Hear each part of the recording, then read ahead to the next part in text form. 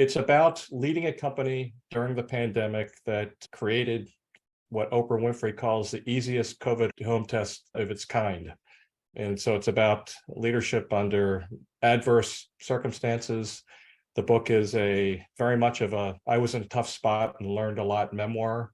It's also a shared history and experience story, which I think we can all relate to, the trials and tribulations of being in the pandemic and coming out of the pandemic and looking at what's next. And it's a leadership manifesto for which my anthem is lead whole people wholeheartedly.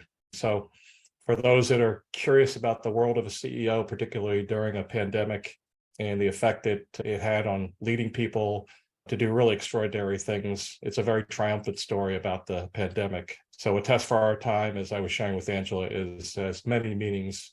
It's about the test, but it's also the test that we all went through during the pandemic, and it's the test for leadership in the future.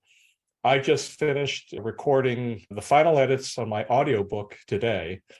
So those of you that are perfectionists and hate the sound of your voice, let me tell you what a special kind of hell that is.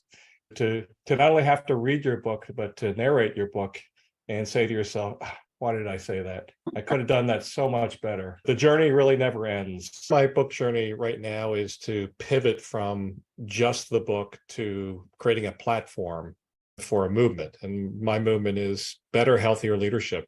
So lead whole people wholeheartedly. Part of that pivot is to have a career as a keynote speaker, as a paid keynote speaker. Now, the manuscript community is quite remarkable. I actually hired one of my fellow authors, a woman named Megan Onan, who wrote a book called Held and Free.